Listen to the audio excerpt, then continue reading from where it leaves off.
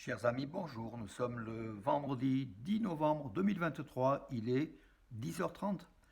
Quelques news de l'Arménie, de l'Artsakh et de la diaspora arménienne. Tout d'abord, l'information. Hier, la visite en France, une visite de travail de Nicole Pachinian, le Premier ministre arménien, qui est arrivé à Paris. Il a rencontré à l'Élysée le président français Emmanuel Macron. Voilà, l'Arménie et la France sont deux pays proches en matière politique, en matière de coopération, et ils ont mis en exergue toutes les comment dire, cette relation de proximité entre Paris et Yerevan. Voilà, donc le premier ministre arménien était heureux de cet accueil chaleureux du président Macron, Emmanuel Macron. Voilà, donc de nombreuses choses ont été discutées, bien sûr, le règlement du conflit entre l'Arménie et l'Azerbaïdjan, donc le traité de paix, et aussi le développement de la coopération entre l'Arménie et la France, dans toutes les matières, y compris en matière de défense. Voilà donc qui montre aussi l'intérêt de la France pour l'Arménie et l'Arménie pour la France. Le président Emmanuel Macron a aussi présenté ses condoléances à l'Arménie pour la disparition de Christian Derstepanian, le représentant permanent de la République d'Arménie auprès de l'UNESCO, et puis était aussi membre auprès aussi de l'Organisation internationale de la francophonie, dont l'Arménie est membre. Arat Mirzoyan, le Premier ministre arménien, qui a accompagné aussi le Premier ministre arménien, a fait hier un discours à l'UNESCO. Il a affirmé que le Haut-Karabakh est un facteur clé une enquête indépendante de l'UNESCO au Haut-Karabakh est un facteur clé pour empêcher la destruction des valeurs culturelles arméniennes. Et on a vu donc des éléments du patrimoine arménien de l'Artsakh détruits progressivement par l'Azerbaïdjan. De toute façon, c'est la politique d'élimination de tout ce qui est arménien sur le territoire de l'Artsakh. C'est Bakou donc mène une politique d'élimination, comme d'ailleurs la Turquie l'a fait pour les Arméniens après le génocide de 1915. Bakou le fait après l'élimination des Arméniens de l'Artsakh, même avant cela en fait. Depuis 30 ans, Bakou mène une politique d'élimination de la présence arménienne dans ces terres de l'Artsakh depuis des millénaires. La route entre l'Arménie et l'Akhitchevan devrait être contrôlée par les gardes frontières russes, affirme Maria Zakharova. Alors, ce qui est étonnant, Moscou a fait référence aux accords du 9 novembre 2020, accord que Moscou n'a pas respecté, ne serait-ce que la protection du corridor de la Chine. Moscou revient sur cet accord quand l'Arménie parle de déblocage des voies de communication. Donc voilà, donc le passage par l'Arménie. Les Russes disent que ce sont les gardes frontières russes qui doivent mener la sécurisation de ces voies de transport. Yerevan, par le ministère des Affaires étrangères, a réagi en disant qu'aucun pays tiers n'est autorisé à parler au nom de l'Arménie et que l'Arménie est une nation souveraine, voilà, sur son territoire au niveau des axes de communication.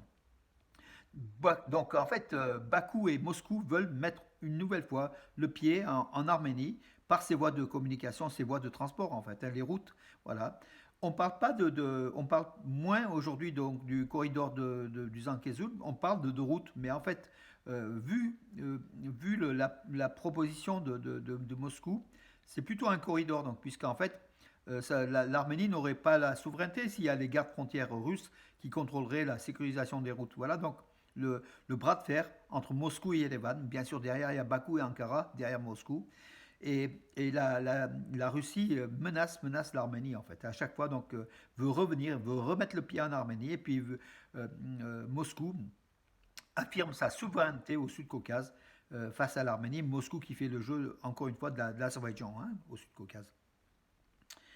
Le ministère des Affaires étrangères de l'Union européenne, par la voix de son porte-parole, a affirmé que le processus de régularisation des relations entre l'Arménie et l'Azerbaïdjan se poursuit. D'ailleurs, l'UE, qui devait en débattre lors d'un sommet au Luxembourg qui a été reporté, va discuter de cela à Bruxelles le 13 et 14 novembre, donc dans quelques jours, de ce rapprochement, d'un traité de paix entre l'Arménie et l'Azerbaïdjan, auquel Aliyev a souvent, comment dirais-je, s'est dérobé tout simplement, pour ne pas participer, pour faire reculer toutes les négociations.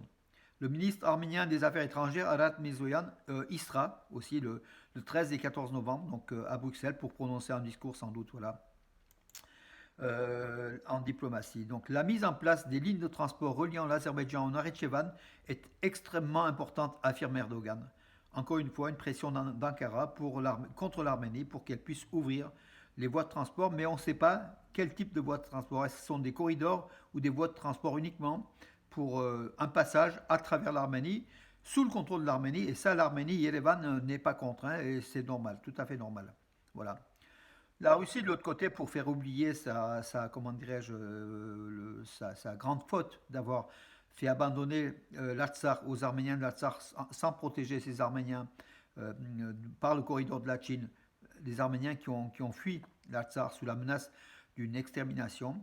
Donc la Russie veut se rattraper. Donc 40 tonnes d'aide humanitaire aux Arméniens du Haut-Karabakh déplacés en Arménie, déplacés de force en Arménie.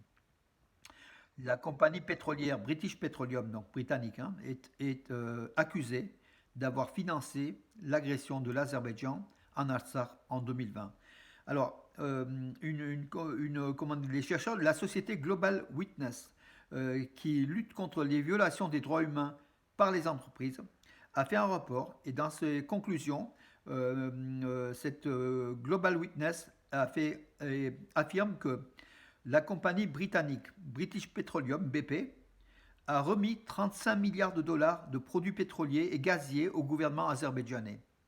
Le montant des revenus de la vente est 4 fois supérieur aux dépenses militaires de l'Azerbaïdjan, selon l'étude Global Witness. Donc voilà, et BP n'accepte pas ces accusations et déclare qu'elle s'engage à gérer une activité énergétique sûre, fiable et durable en Azerbaïdjan. BP finance l'effort de guerre de l'Azerbaïdjan, c'est certain. Voilà, donc même si la compagnie réfute depuis toujours British Petroleum pour avoir le droit justement sur le gaz et le pétrole azéri est complaisant envers le dictateur Aliyev, le sanguinaire Aliyev. Et voilà, donc BP est de toute façon mêlé à l'attaque contre l'Artsakh, c'est sûr. On l'avait vu aussi avec la compagnie de déminage Hollow Trust, donc qui avait la carte des mines en Artsakh, qui avait fourni à l'Azerbaïdjan lors de l'attaque des 44 jours de l'Artsakh. Donc voilà, donc c'est aussi donc une collusion entre Londres et Bakou au niveau économique, au niveau politique, à tous les niveaux. Il n'y a rien à attendre des Britanniques. Hein, voilà. L'Arménie et l'Italie ont discuté des questions liées à la coopération en matière de défense et de sécurité régionale. Et c'est tant mieux. Le chef d'état-major de l'armée italienne était en Arménie. Il s'appelle donc l'amiral Giuseppe Gavodragone. Il était en visite de travail en Arménie. Il a été reçu par le ministre arménien de la Défense, Soulen Papikian. Des accords ont été discutés entre l'Arménie et l'Italie donc en matière de défense et de sécurité régionale.